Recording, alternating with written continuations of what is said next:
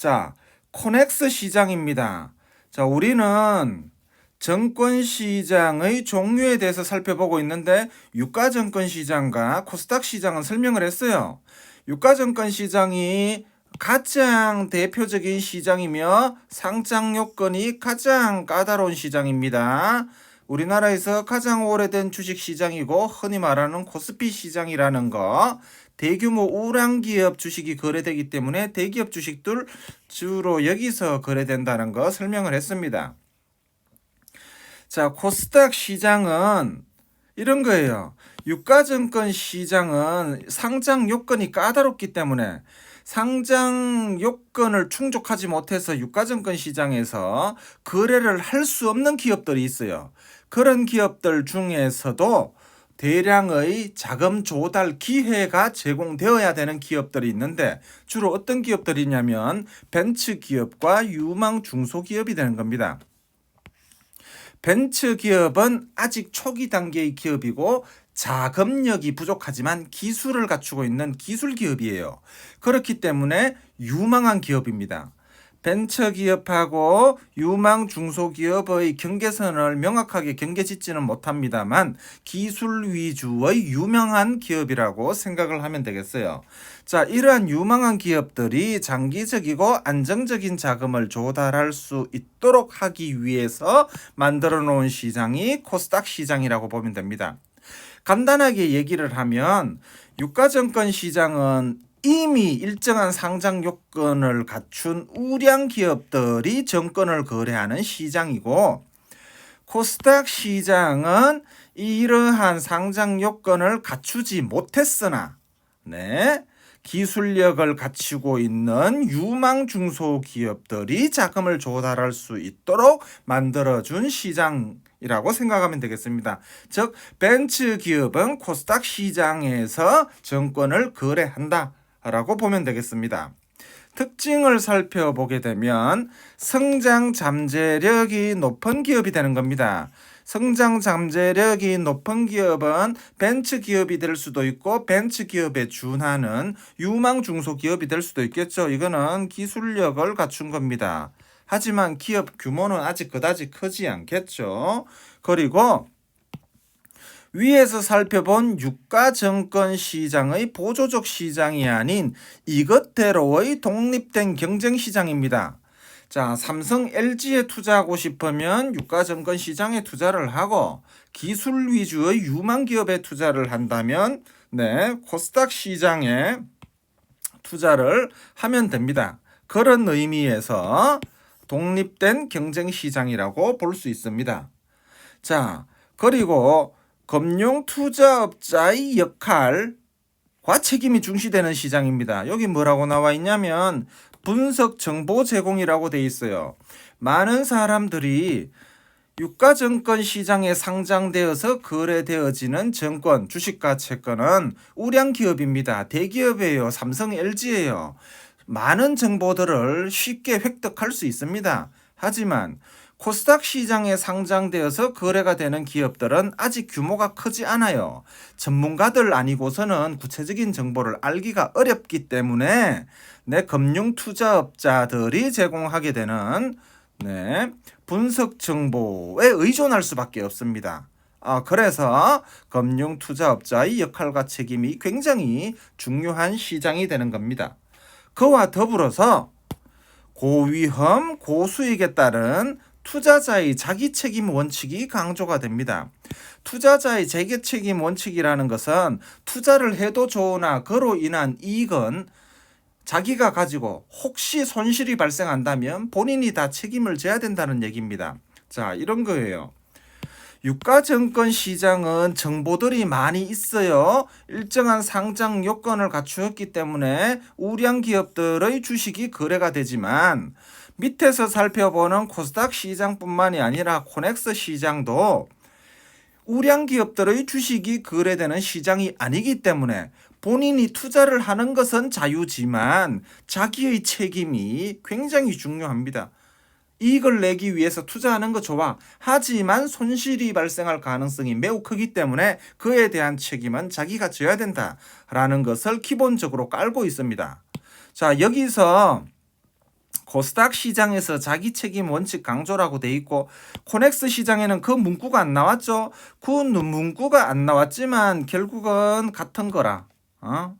이것도 자기 책임의 원칙이 강조가 됩니다. 자, 그 다음 코넥스 시장 살펴보도록 하겠어요. 자, 봅니다. 밑으로 내려갈수록 상장 요건이 점점 더 완화되어졌어요. 유가증권 시장은 상장 요건이 가장 까다롭습니다. 자, 코스닥 시장은 유가증권 시장보다는 상장 요건이 완화되어 있어요. 유가증권 시장보다 완화되어 있다고 하죠. 자, 밑으로 내려오게 되면 상장 요건이 더더욱 크게 완화가 됩니다. 밑으로 내려올수록 상장 요건이 완화가 된다는 얘기는 유가증권 시장에서 거래를 할 수 없지만 벤처 기업들을 대상으로 하는 코스닥 시장에서는 거래를 할 수가 있고 코스닥 시장의 상장 요건을 갖추지 못해서 거래할 수 없지만 코넥스 시장에서는 거래할 수 있다라는 거죠.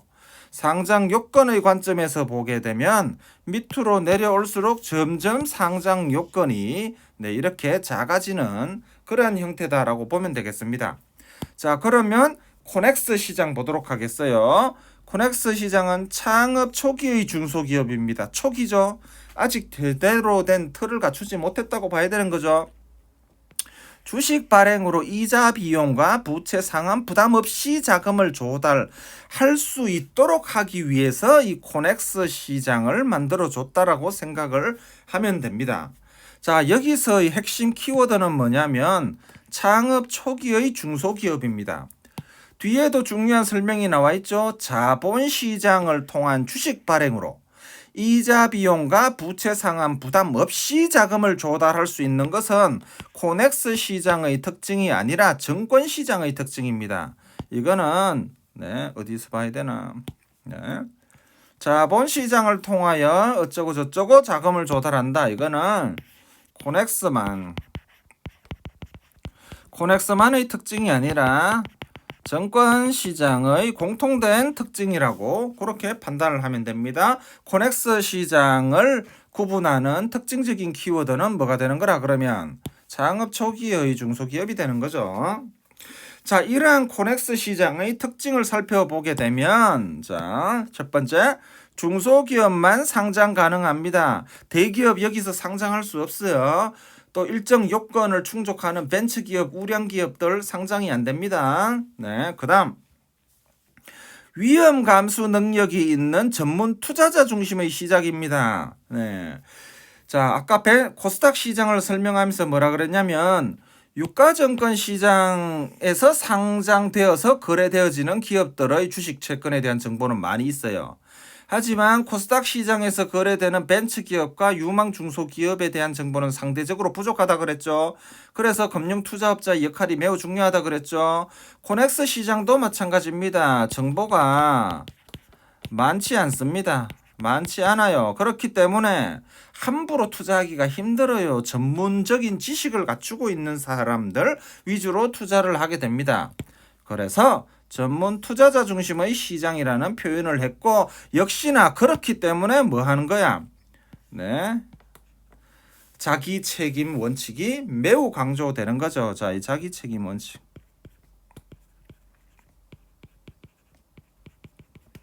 원칙이 강조되는 시장이다 라는 겁니다. 자, 이거는 추가적으로 살펴보게 되면 공시의무, 기업 지배 구조 등 상장회사의 부담을 굉장히 완화시켜 놨습니다. 공시의무, 상장 요건이 가장 까다로운 것은 굉장히 엄격한 어떤 규정에 의해서 공시 의무를 가지고 있어요. 회사에 대한 중요한 정보를 외부 공시를 다 해야 됩니다. 하지만 이거는 그럴 필요가 없어요. 굉장히 완화되어 있습니다. 그리고 기업 성장과 경쟁력을 위한 인수합병도 지원을 합니다. 왜냐하면 이거는 무슨 시장이라고 했냐면 창업 초기의 중소기업들을 위한 시장입니다. 창업 초기야. 이 중에 살아남을 기업도 있고 없어질 기업들도 많이 있단 말이야. 90% 이상이 망한다라고 보면 됩니다. 이러한 기업들은 망해서 없어지는 것보다 작은 기업들 인수합병을 통해서 어느 정도 규모를 키우게 되면 경쟁력을 가지게 되는 일도 있을 수 있겠죠. 그렇기 때문에 코넥스 시장에서는 작은 기업들의 인수합병까지 지원하는 그러한 업무도 하고 있다라는 겁니다. 자, 다음 페이지 KOTC 시장 보도록 하겠습니다. KOTC 시장, 이거는 장외 시장이에요. 장외 시장은 규범과 규율 표준화가 없다 그랬죠. 표준화가 되어 있지 않고 사사로이 거래가 되는 그러한 시장입니다만 그 중에서 나름 표준화를 시킨 게 있어요. 표준화된 장외 시장. 기본적으로 장외 시장은 표준화되어 있지 않고 사사로이 거래하는 거지만 그렇다고 하더라도 나름 표준화를 시켜서 운용하는 장외 시장이 있는데 그게 바로 KOTC 시장이 되는 겁니다. 자, 이러한 KOTC 시장은 자, 줄 칠게요. 거래소 시장에 상장되지 않은 비상장 주식을 거래하기 위해서 개설 운영하는 장외 시장이다. 법령에 근거하여 조직화되고 표준화되어 있다. 자, 장외 시장 중에서 장외 시장은 기본적으로 표준화되어 있지 않아요. 하지만 표준화된 장외 시장도 있는데 표준화된 장외 시장 하면 뭐를 떠올리면 된다는 거야? KOTC 시장이 있다라는 겁니다. 그렇다고 하더라도 장외 시장을 설명할 때 장외 시장은 표준화되어 있지 않아 라고 설명한다고 해서 틀린 얘기는 아닙니다만 표준화된 장외 시장도 있다. KOTC가 그렇습니다. 자, KOTC 시장에서 거래되려면 시장에 등록 또는 지정이 되어야 됩니다. 이거는 뭐냐면 등록이 있고 지정이 있어요. 네, 밑에서 구분해서 설명을 하고 있는데 등록은 비상장 기업의 신청에 따라 심사를 해서 자격을 부여하는 것입니다. KOTC 시장에서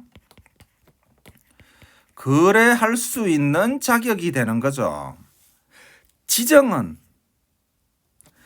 기업의 신청이 없어요. 없이 심사해서 자격을 부여하는 것을 말합니다. 자, KOTC 시장도 나름 표준화되어 있는 시장이기 때문에 일정한 요건을 갖추어서 거래를 할 수 있는데 등록은 여기서 거래하고 싶은 기업이 신청을 합니다. 신청을 해서 심사를 통해서 자격을 부여받아요. 그렇게 해서 거래를 하는 것이고 지정은 신청하지 않아요. 신청하지 않지만 협회가 직접 적극적으로 심사를 해서 심사 요건을 충족하는 기업이 있다면 자격을 부여합니다.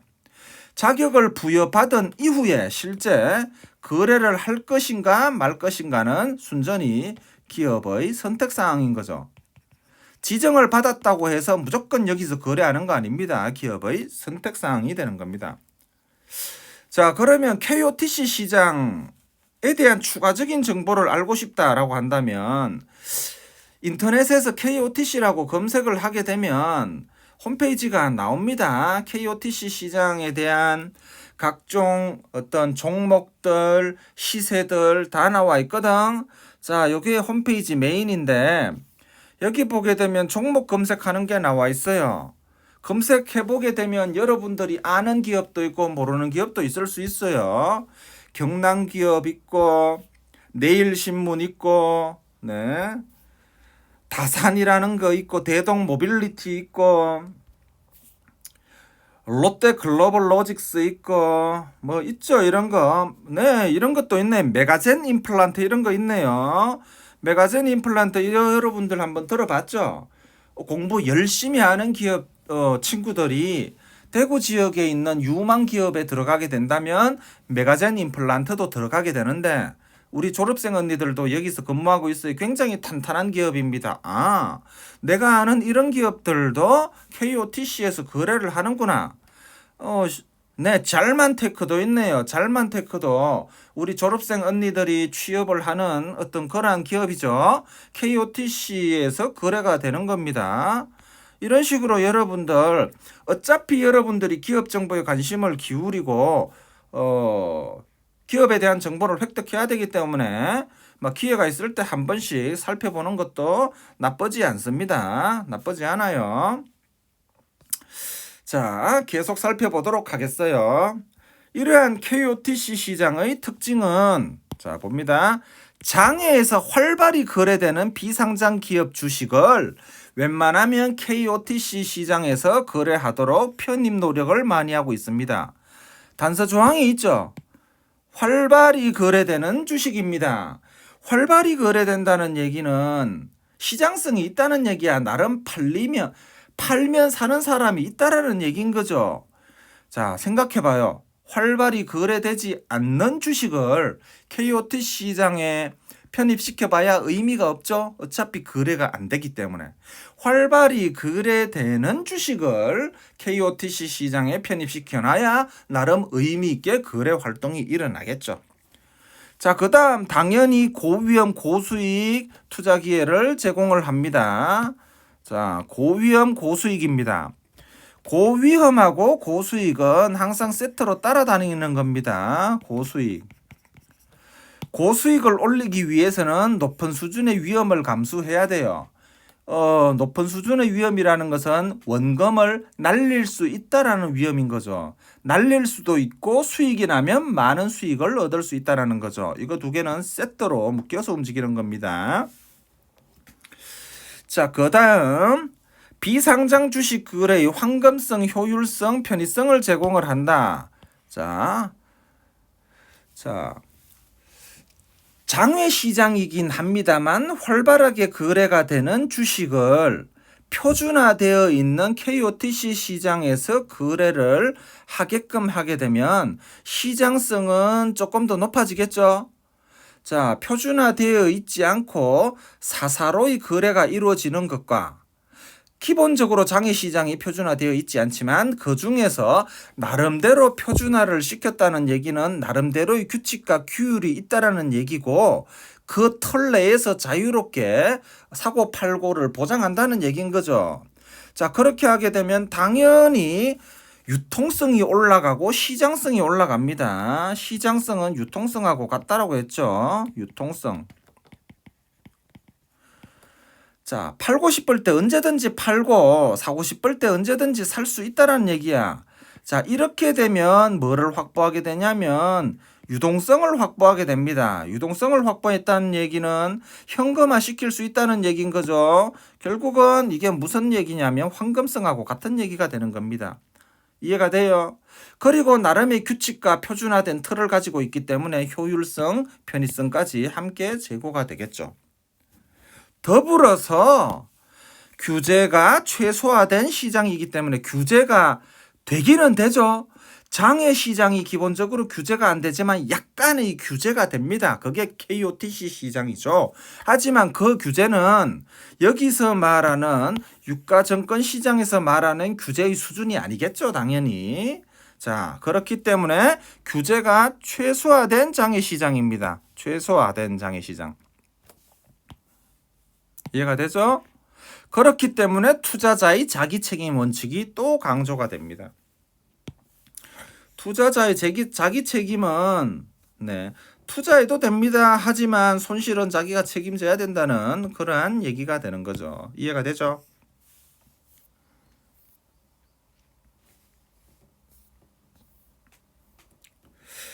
자, 요렇게 해서 우리가 지금 살펴보고 있는 게 유통시장 의 종류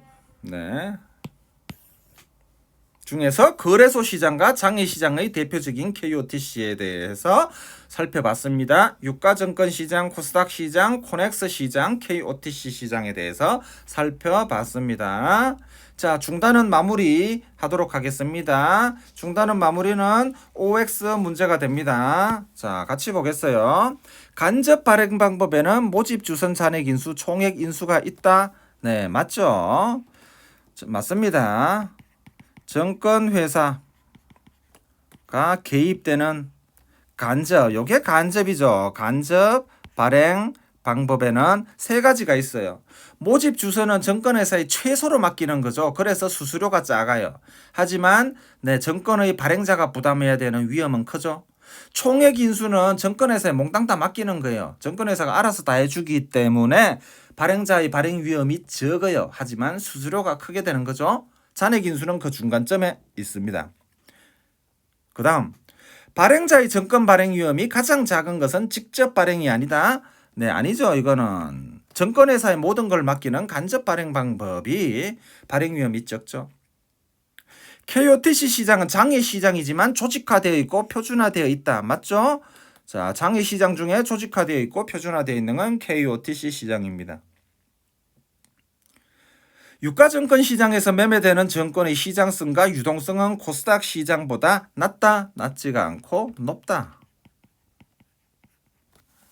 유가증권 대기업, 네, 대기업 증권이 거래되고 있어요. 유동성이 매우 높아요. 공모 발행은 대규모 자금 조달에 적합하고 맞아요. 요거 사모 발행에 비해 단기간 모집이 가능하다 아닙니다. 단기간 모집 가능한 거는 뭐죠? 요거는 네, 사모 발행입니다. 50인 기준으로 규모가 큰 거는 공모고 한정된 투자자를 대상으로 하는 건 사모 발행이잖아. 네.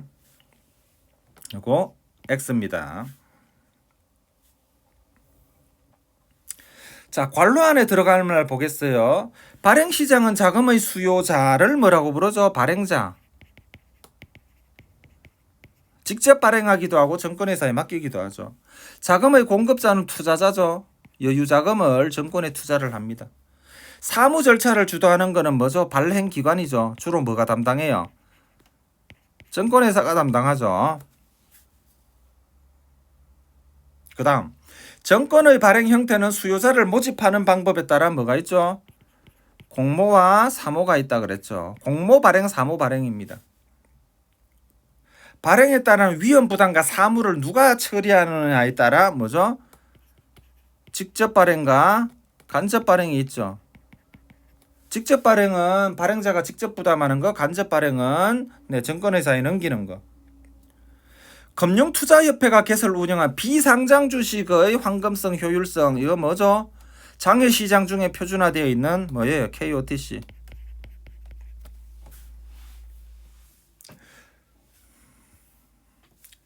자, 그 다음 유통시장의 종류를 쓰시오. 기업 규모가 큰 기업의 주식입니다. 이 뭐죠? 이거 유가증권시장.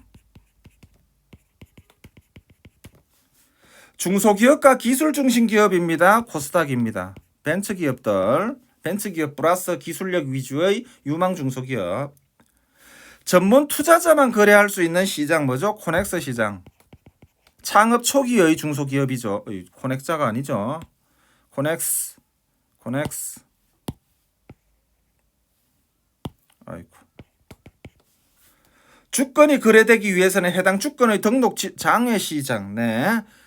등록 지정받아야 되는 건 뭐죠? KOTC. 기본적으로 장외 시장은 지들끼리 마음대로 하면 돼. 하지만 그 중에서도 KOTC에서 거래를 하려면 등록 또는 지정이 되어야 됩니다. 네.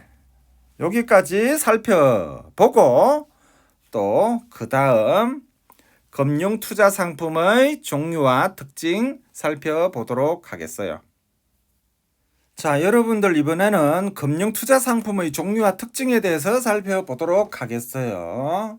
꼭 필요한 부분 위주로 살펴보고 또 이제 나중에 시간 날 때 또 디테일한 부분에 대해서 또 관련 사례들이나 신문 기사들 뭐 등등을 가지고 또 같이 살펴보도록 합니다. 오늘 살펴보는 내용은 시험 범위의 관점에서 꼭 필요한 내용 위주로 먼저 살펴보는 거라고 생각하면 되겠습니다. 자, 곧바로 본문으로 들어가도록 하겠어요. 금융투자 상품의 분류는 자, 줄부터 치도록 하겠습니다. 금융시장에서 생산되어 유통되는 상품을 말합니다. 투자성이 있는 상품이 있어요. 이거를 금융투자 상품이라고 부르고 투자성이 없는 상품이 있는데 비금융투자 상품이라고 부릅니다. 여기서 말하는 투자성이라는 것은 여기 나와 있죠. 원본 손실 가능성을 얘기하는 겁니다. 그러면 도대체 원본이 뭐냐? 원본은 원금 얘기하는 거예요. 투자 원금입니다. 자, 여러분들 생각해 봐요. 금융상품에 투자를 할 때 원금을 이익이 나지 않지만 원금은 절대 날려먹지 않는 상품이 있고, 이익이 많이 날 때는 많이 나지만 손해가 날 때는 원금까지 날려먹는 금융상품이 있을 수 있죠. 이거를 원본 손실 가능성이라고 불러요. 이러한 원본 손실, 즉 원금을 날려먹을 가능성이 있는 것을 금융투자 상품이라고 부르고, 원금을 날려먹을 가능성이 없는 것을 비금융투자 상품이라고 부릅니다. 자, 밑에 그림을 한번 보도록 하는데, 보기 전에 하나 더 보도록 하겠습니다. 자, 원금을 날려먹기는 먹되 어떤 게 있냐면 굉장히 희한한 게 있어요. 손해가 나기는 나는데 투자한 원금까지만 손실이 발생하는 상품이 있을 수 있고, 투자한 원금을 초과하여 손실이 발생할 가능성이 있는 상품이 있어요.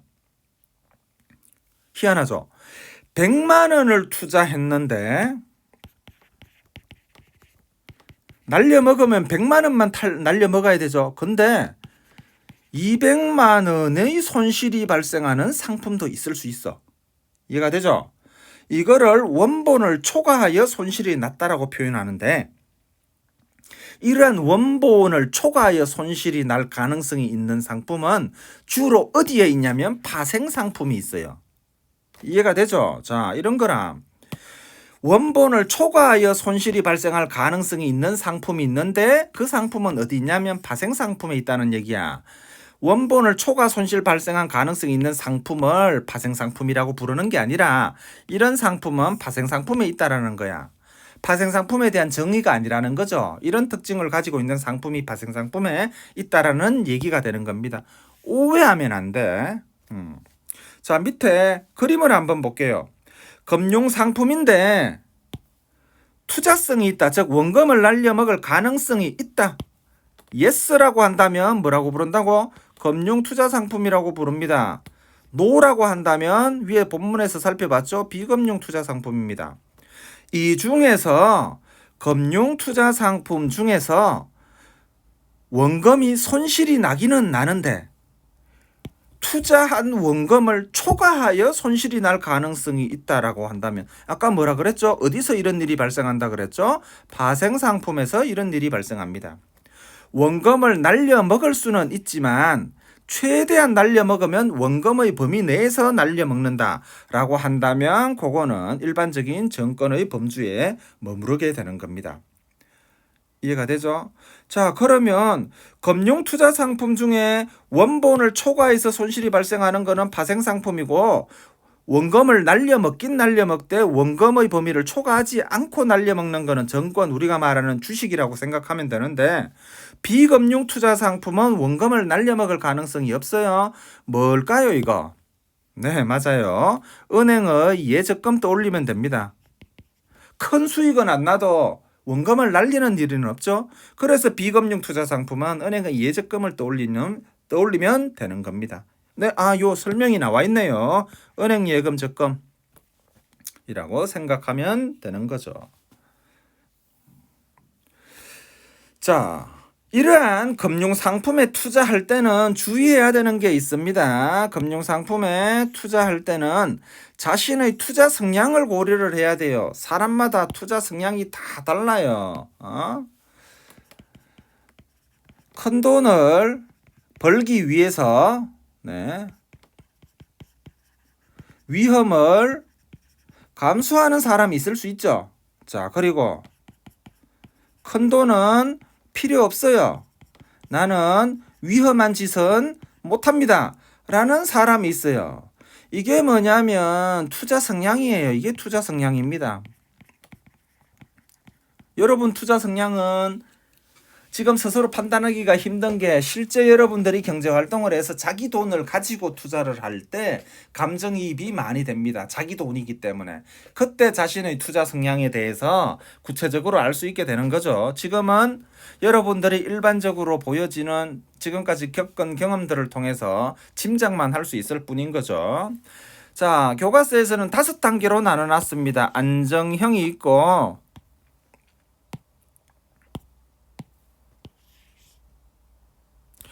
공격 투자형이 있고 이 사이에 세 가지 단계가 더 있습니다. 이게 가장 낮은 투자 성향, 밑에 공격성이 가장 높은 투자 성향입니다. 이거는 중간점이라고 생각을 하면 됩니다. 안정형 한번 볼게요. 자, 예적금 수준입니다. 큰 돈 필요 없어요. 하지만 원금을 날려 먹으면 안 돼요. 자, 이런 사람들은 주식 투자 절대 안 할 거야. 은행이면 만족해 라는 사람입니다. 이해가 되죠? 자, 공격 투자형 한번 볼게요. 시장 평균 수익률을 훨씬 넘어서는 높은 수준의 투자 수익을 추구를 합니다.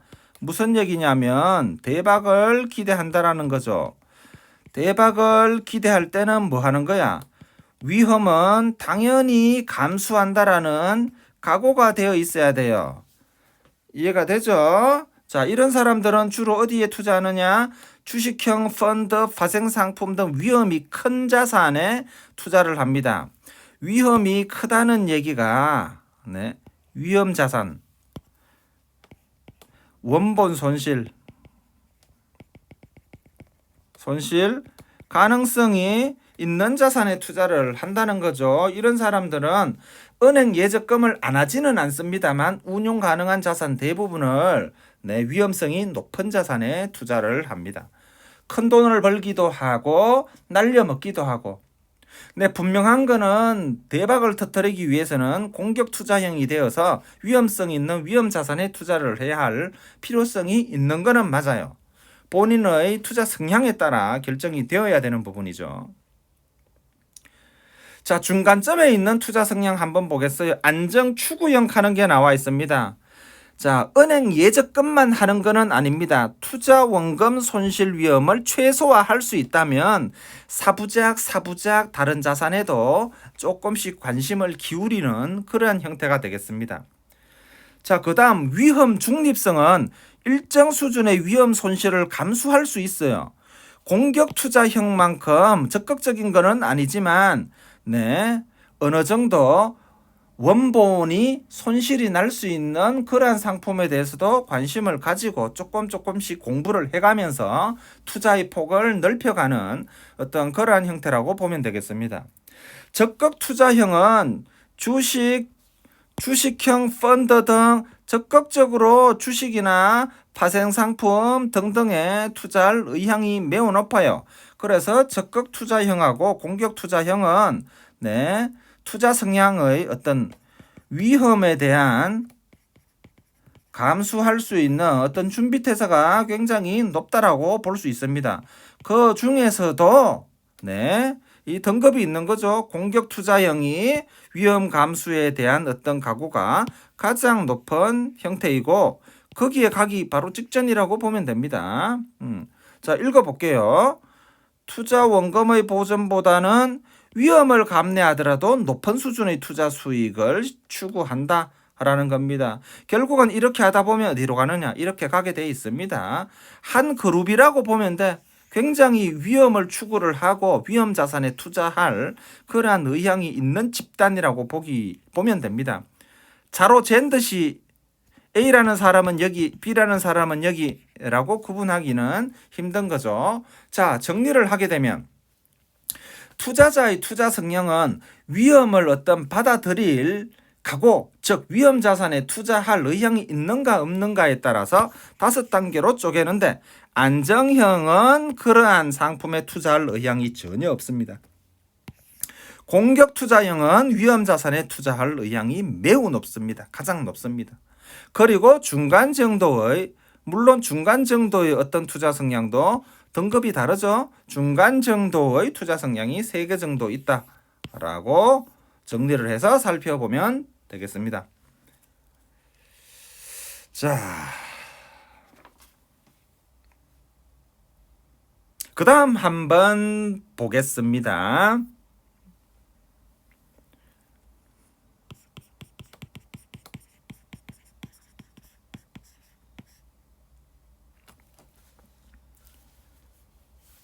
자, 주식입니다.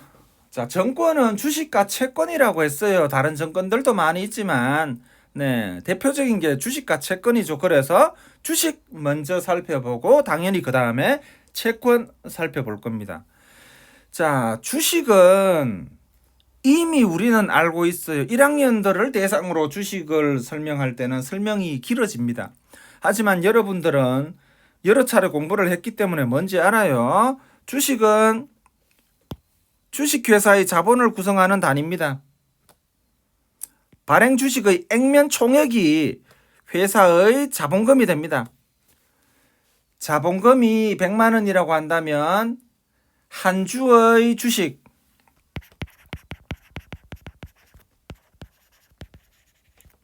곱하기 주식 수, 이게 아이고 설명 나와 있네요. 쓸데없는 짓 했어요. 여기 설명 나와 있네요.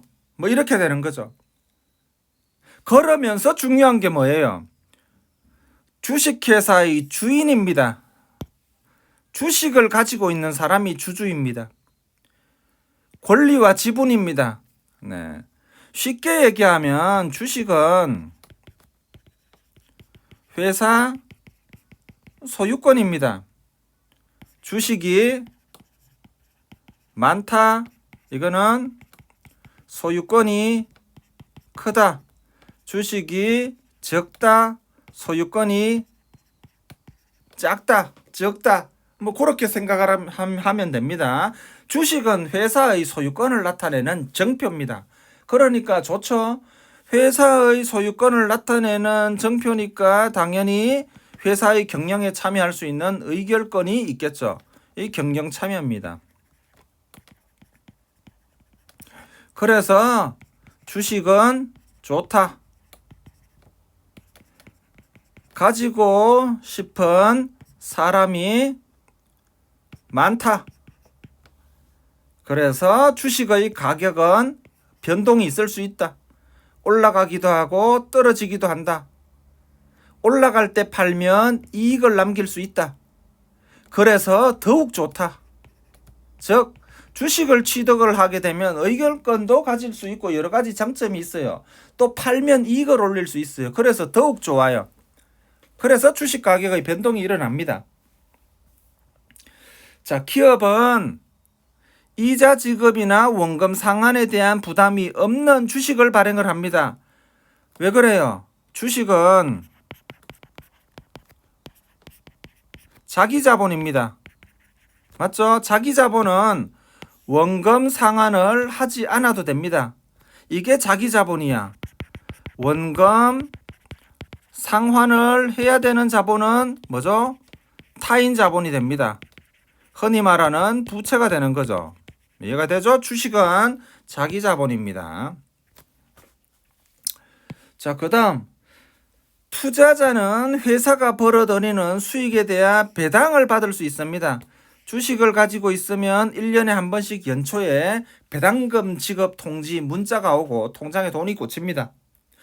회사의 주인인 주주에 대해서 회사가 벌어들인 수익의 일부, 수익이 아니죠. 용어 정확하게 해야 되죠. 이익의 일부를 나눠주는 것을 배당이라고 하는 거죠.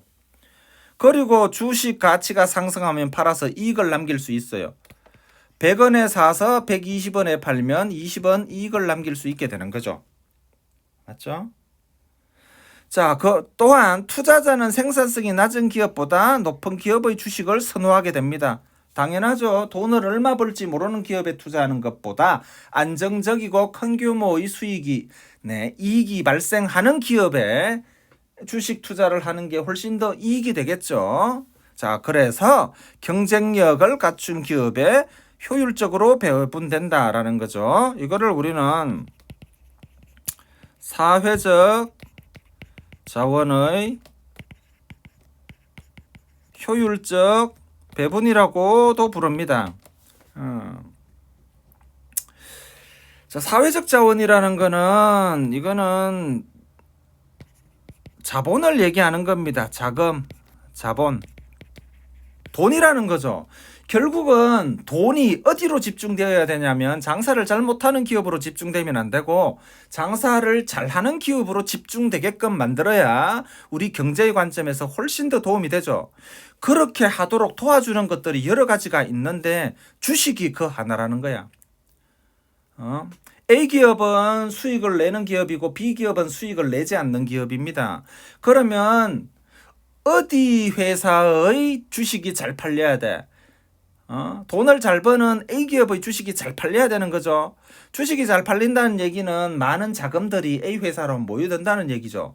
결론적으로 얘기를 하게 되면 사회적 자원인 자금, 돈이 장사 잘하는 기업으로 흘러 들어갈 수 있도록 도와주는 역할을 뭐가 한다? 주식이 한다.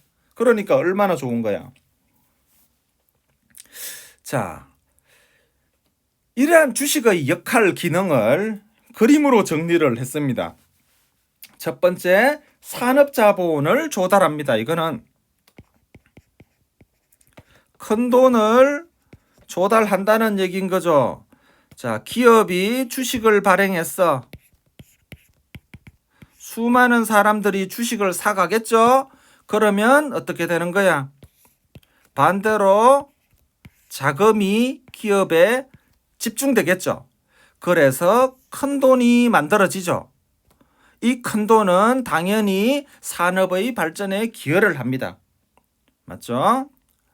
그 다음 저축수단을 제공한다라고 되어 있습니다. 저축수단이라고 표현을 했습니다만 정확하게 얘기를 하게 된다면 투자수단 제공입니다. 저축수단이라고 표현을 해도 되지만 흔히 저축이라고 얘기를 하게 되면 은행 저축을 떠올릴까봐 부연 설명을 하는 거야. 투자수단, 즉 여유자금을 운용할 수 있는 수단을 제공해 준다라는 거죠. 그 다음 소득 재분배를 하도록 도와줍니다. 소득 재분배는 소득을 소수가 가지지 않고 다수가 나누어 가질 수 있도록 만들어준다는 거죠. 왜 그래요? 주주들에게 뭘 해주죠? 배당을 해주게 되는 거죠. 회사의 주식은 소수가 아닙니다. 주식을 가지고 있는 사람이 회사의 주인이기 때문에 수만 명, 수십만 명이 되는 거야. 그러면 회사에서 벌어들인 돈을, 기업에서 벌어들인 돈을 소수가 독점하지 않고 수만, 수십만 명이 나누어 가지게 되는 거죠. 그래서 소득 재분배가 발생합니다. 일어납니다. 그 다음, 아이고, 여기 나오네요. 자금의 효율적 배분입니다. 네, 추가 설명할 필요가 없었네요. 자금의 효율적 배분. 네, 여기서 설명을 했습니다. 이해가 되죠?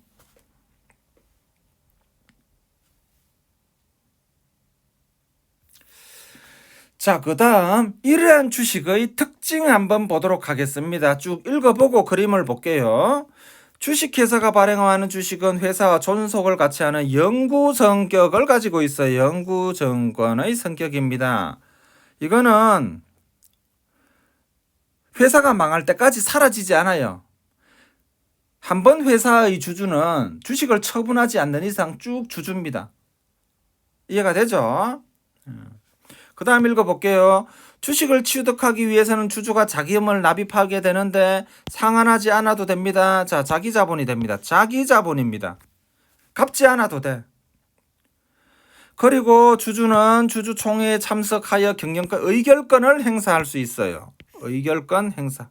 그리고 배당을 지급받는다. 라는 몇 가지 특징을 가지고 있죠. 자, 첫 번째. 회사가 청산, 즉 문을 닫는 거예요. 회사와 같이 존속을 같이 한다. 영구정권. 위에 나와 있는 거 정리라. 배당금을 지급합니다. 배당. 자기 자본입니다. 갚을 필요가 없어. 이건 무슨 뜻이라 그랬어? 상환할 필요가 없다는 거죠. 그래서 같은 얘기입니다. 상환할 의무가 없다. 이 같은 얘기죠. 상환할 의무가 없으면 자기 자본이고 상환할 의무가 있으면 타인 자본인 거죠. 그리고 의결권을 가진다. 이거 경영 참여라고 표현해도 무방합니다. 이러한 주식의 특징이 있다. 자, 그 다음 주식의 종류 살펴보도록 하겠습니다. 굉장히 많이 나와 있죠. 무슨 주식이 종류가 이렇게 많아. 보통주, 우선주, 의결권주, 무의결, 상. 네. 종류가 이렇게 많은 게 아니고 종류는 한정적입니다. 주식의 종류는 정해져 있어요. 한정적. 하지만 기준에 따라서 종류가 달라지는 거죠. 종류가 달라지는 겁니다. 오해하면 안 돼요. 자, 이런 겁니다. 보통주이면서 의결권주이면서 액면주일 수 있다는 거야. 기준에 따라서 이렇게 나누고 이렇게 나누고 이렇게 나누고 이렇게 나눈다는 뜻이라 이해가 되죠? 1개, 2개, 3개, 4개, 5, 6, 7, 8, 9, 10개의 주식이 있다는 얘기가 아니고 기준에 따라서 이렇게 될 수도 있고 이렇게 될 수도 있다. 그 얘기입니다. 그래서 이게 되고 이게 되고 뭐 그럴 수 있다는 거야. 같은 주식이 기준에 따라서 달라지는 거라. 그러니까 이거를 살펴볼 때는 이렇게 살펴보고 이렇게 살펴보면 안 되죠. 두 개가 한 세트고 같은 기준에 의해서 쪼개놓은 종류이기 때문에 요렇게 살펴봐야 됩니다. 자, 첫 번째 보통주와 우선주 살펴볼게요. 보통주는 이익배당, 자녀재산 분배 등에서 표준입니다. 가장 기본입니다. 일반적으로 주식이라고 하면 이 보통주를 얘기하는 겁니다. 다른 부연 설명이 없으면 보통주를 얘기하는 건데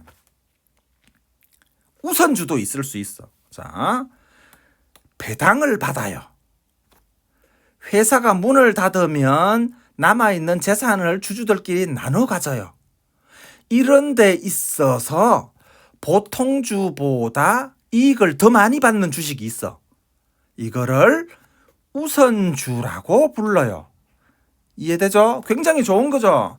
이익 배당이냐 자녀 재산 분배에서 보통주보다 더 이익이 커요. 장점만 있느냐? 아닙니다. 대신 의결권이 제한됩니다. 주식하면 기본적으로 경영참여권 즉 의결권이 있는데 이 우선주는 재산적 이익에 있어서 우선권을 주는 대신 의결권이 제한된다는 단점이 있어요. 주식 투자를 할 때도 그냥 투자를 하게 되면 일반적으로 보통주고 우선주를 선택해서 투자를 해야 우선주 투자가 되는데 보통 우선주 가격이 같은 삼성전자라고 하더라도 우선주가 보통주보다 가격이 조금 더 떨어져요. 왜냐하면 선호하는 사람이 보통주보다는 조금 적거든. 그 다음 의결권주와 무의결권주가 있어요. 설명했죠. 일반적으로 보통주는 의결권을 가지고 있어요. 우선주는 의결권이 없어요. 그래서 보통주는 의결권주고 우선주는 무의결권주예요. 의결권주는 당연히 원래 주식이 가지고 있는 한 주마다 한 개의 의결권을 가지고 있는 주식을 얘기하는 거고 무의결권은 당연히 의결권이 부여되지 않아요. 대신 장점이 있어야 되겠죠. 우선주를 보면 되는 겁니다. 배당금 등등을 우선적으로 받거나 하는 장점이 있습니다. 그 다음 액면주는 주식에 액면 가격이 기재되어 있는 것을 말하는 거예요. 우리나라 주식은 액면주입니다. 무액면주는 주식에 액면 가격이 기재되어 있지 않아요. 이건 뭐냐면 유럽 주식이야. 우리나라는 액면주입니다. 기본적으로. 기명주는 주주의 이름이 쓰여 있거나 이름이 쓰여 있는 것과 같은 효과를 내는 주식별로 이 주식은 누구 거다라는 장부가 관리가 되어요. 그러니까 주식별로 이거는 누구의 주식인지 딱 정해져 있는 거라. 이게 기명주고 무기명주는 그런 게 없어요. 그래서 주식을 가지고 있는 사람이 주주인 거라 그냥. 이해가 되죠? 우리나라는 기명주가 기본입니다. 그 다음 상환주가 있고 전환주가 있는데 상환이라는 것은 갚는다라는 뜻이죠. 갚는다 주식 도대체 누가 누구한테 갚아? 회사가 그 주식을 사간 사람한테 상환한다라는 뜻입니다. 회사가 주식을 발행한 기업이 그 주식을 사간 사람한테 돈 주고 다시 되사온다라는 뜻입니다.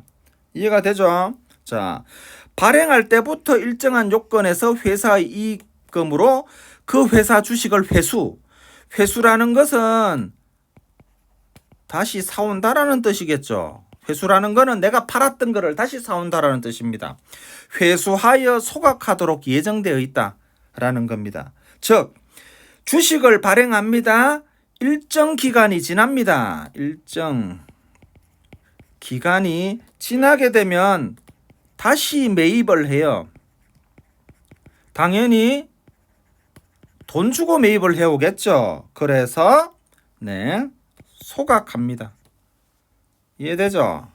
보통은 계속 소지를 할래, 상환주기 때문에 우리가 다시 사갈 수 있는데 다시 우리한테 팔래 라고 선택권을 주는 게 보통입니다. 이해되죠? 자, 전환은 무슨 뜻이에요? 바뀐다라는 뜻입니다. 전환은 바뀐다, 변신한다. 주식인데 변신하는 주식이라는 거네. 어떻게 변신을 하느냐? 우선주를 보통주로 전환할 수 있어요. 우선주하고 보통주는 다르죠. 우선주는 이익 배당이냐 자녀 재산 분배 이익을 받는 대신에 의결권이 제한돼. 보통주는 의결권을 가지고 있어. 의결권. 이해가 되죠? 이 우선주에서 보통주로 변신시킬 수 있는 주식을 전환주라고 한다 라는 거죠. 그렇기 때문에 자, 둘넷 여섯 여덟 10개를 살펴보면서 느꼈겠지만 주식은 10개의 종류가 있는 게 아니라 기준에 따라서 이게 되기도 하고 이게 되기도 하고, 기준에 따라서 이게 되기도 하고 이게 되기도 하고 달라진다. 기준에 따라서 달라진다 라고 이해를 하면 되겠어요. 어렵지 않죠? 자, 그 다음 살펴보겠습니다. 배당에 대해서 살펴보는데 배당은 알고 있죠? 우리가 주식을 가지고 있는 주주는 기업의 이익을 나누어 갖습니다. 가진다. 이 이익을 나눠주는 것을 배당이라고 합니다. 자, 줄 칠게요. 배당은 주식을 가지고 있는 사람들에게 주식 소유 지분에 따라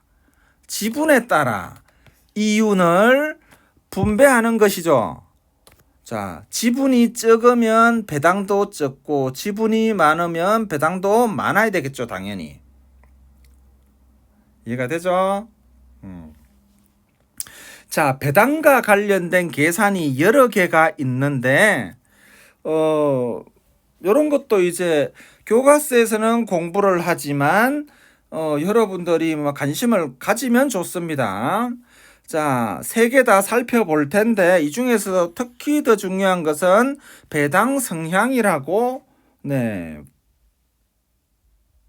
다 중요합니다. 다 중요하지만 배당 성향에 초점을 좀 맞출 필요가 있어요. 자, 배당률부터 볼게요. 배당률은 배당과 관련된 비율인 것 같아요. 어떤 비율인지는 요거를 보면 되겠죠. 액면 가격이 있어요. 자, 이 주식을 가지고 있는 주주에게 배당해주는 배당금이 있을 거예요. 액면 가격분의 한 주당 배당금이 몇 프로 차지하는가? 100 곱하기 하게 되면 100분율로 계산이 되죠.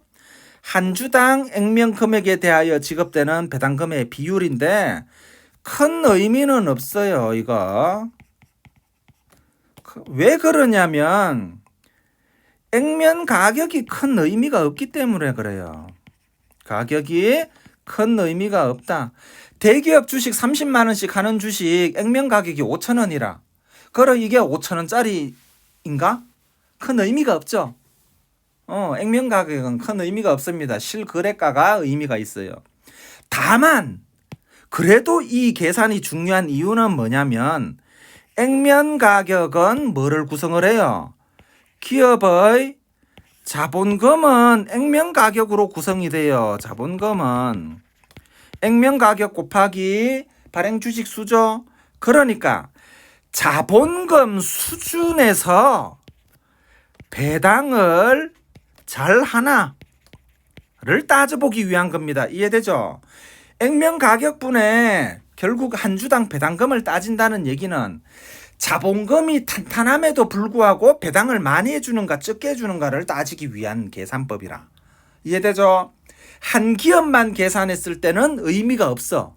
성격이 유사하고 규모가 비슷한 규모의 기업을 상호 비교할 때 의미를 가져요. A기업은 배당률이 높은데 B기업은 배당률이 낮다. 그러면 나는 배당을 목적으로 기업에 투자를 한다면 어디 투자를 해야 돼? 배당률이 높은 A에다가 투자를 해야 되는 거죠. 이해되죠?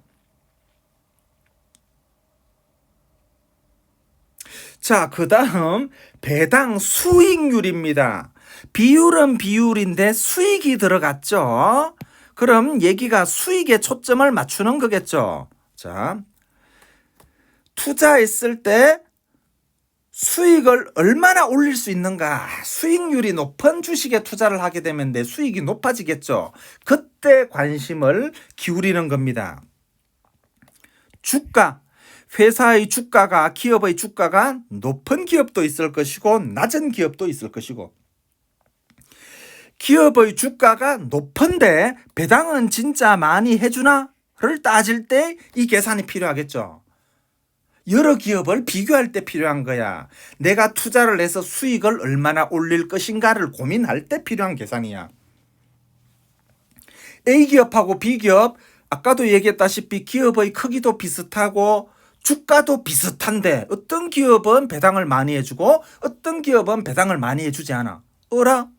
주가가 저렇게 높은데도 불구하고 배당을 많이 안 해줘. 근데 A기업은 주가가 상대적으로 조금 낮은데도 불구하고 배당을 많이 해주네. 이해가 되죠? 왜 이게 필요한지. 자, 배당을 목적으로 주식 투자를 할 때 고려해야 하는 어떠한 그러한 비율들이라는 걸 알 수 있겠죠? 배당 성향도 마찬가지야. 배당 성향에 위에 것처럼 률자가 안 들어갔지만 결국은 백분율을 의미하는 거야. 요거는 당기 순이익분의 현금 배당이네. 야, 요거 봐봐. A기업은 순이익이 굉장히 높아요. 높은데도 배당을 100을 해줘. B기업은 순이익이 그렇게 높지 않아. 그런데 100을 해줘. 누가 배당 성향이 강한 거야? 얘가 배당 성향이 강하겠죠. 이런 걸 보는 겁니다. 단기 순이익과 배당을 해주는 배당 금액을 비교를 해서 순이익 규모에서 얼마나 배당을 잘 해주는가, 배당을 잘 해주지 않는가, 즉 단기 순이익에서 주주에게 배당한 금액이 차지하는 비율을 얘기하는 겁니다. 이해되죠? 계산법은 다르지만 수익을 목적으로 어느 회사에 배당을 하는 것이 맞을까를 고민할 때 체킹을 해야 되는 어떤 그러한 비율이죠. 그렇기 때문에 어느 하나만 계산하지는 않습니다. 세 개 다 계산을 해보고 A기업, B기업, C기업 중에서 A기업에 투자를 해야지, 네, 그렇게 의사결정을 할 때 도움을 받기 위한 자료라고 보면 됩니다. 의사결정에 도움이 되는 자료가 되겠습니다. 주식 투자할 때는 이 기본적인 개념을 알아야 되는 거라. 자, 참고로 살펴보게 되면 이런 거라. 아까 A기업, B기업을 비교한다라고 표현했는데 유사한 성격의 기업을 비교를 한번 해볼게. 우리나라에 LG 생활 건강 하는 게 있죠. LG는 대기업이고 대기업에서 전자제품을 만들기도 합니다만 생활용품들을 만들기도 합니다. 자, 이거하고 성격이 유사한 게 미국의 P&G 하는 거 있죠. 여러분, 다우니 만드는 회사라. 배당 성향을 한번 보자고. LG 생활건강은 배당 성향이 몇 프로냐면 당연히 이거는 100 곱하기 100해서 백분율 계산하는 거니까 퍼센테이지로 나오는 거 한 23% 정도 돼요. P&G는 58% 정도 된단 말이야. 기업의 성격이 비슷한데도 이렇게 많이 다르죠. 여러분들이 잘 알고 있는 코카콜라 같은 경우는 배당 성향이 98.8%가 넘어서요. 배당을 굉장히 많이 해주는 거죠. 자, 코카콜라는 몸에 해롭고 청소년들은 먹지 마라, 먹지 마라. 그래서 학교에서는 이 원칙적으로는 탄산음료를 못 마셔요. 코카콜라를 학교 내에 있는 매점에서 팔아서도 안 되고 먹어서도 안 됩니다. 우리가 햄버거 먹으면서 그냥 기분 좋으라고 한 캔씩 먹기는 합니다만 학생들은 먹는 거를 권장하지 않아요. 그런데도 불구하고 여유 자금이 있는 굉장히 많은 사람들이 코카콜라에 투자를 많이 해서 코카콜라가 지속적으로 수익을 올릴 수 있는 밑바탕이 되는 자금을 공급하는 역할을 해요. 왜 그래? 배당을 이렇게 많이 해줘요. 많이 해준다. 배당 성향이 굉장히 높아요. 배당 성향이 높다는 얘기는 배당을 많이 해주려고 노력하는 기업이다라는 뜻이죠. 그래서 청소년의 건강을 생각하는 관점에서는 이거 없어져야 될, 이렇게 표현하면 안 되죠. 좀 사먹지 말아야 되는 제품을 생산하는 기업이지만 주식 투자의 관점에서는 매력적인 기업이 되는 겁니다. 그래서 무조건 좋다 나쁘다로 따지면 안 되는 거죠. 관점에 따라서 달라요. 회사에 대한 평가가, 기업에 대한 평가가. 이해되죠? 자, 요 정도까지 해서 우리가 수행평가 범위 및 기말고사 범위까지 공부를 다 했습니다. 얼굴을 보고 직접 교실에서 수업을 해도 되는데 이렇게 하는 이유는 뭐라 그랬어? 혹시라도 내가 출장을 가게 될까봐. 지필평가와 수행평가를 앞두고 너 공부해야 될 공부를 다음으로 미뤄두고 출장을 가게 될까봐. 혹은 요즘 코로나 확진자 너무 많이 나오죠. 선생님이 코로나 확진되어서 집에서 격리되어서 공부를 하지 못하게 될까봐 이렇게 한번 찍어봤습니다. 자, 혹시 이 영상을 보게 된다면 이렇게 한번 살펴보고 유튜브 링크로 제공이 될 거니까 돌려보면서 복습도 하고 뭐 그렇게 공부를 하면 될 것 같습니다. 네, 여기서 마칠게요.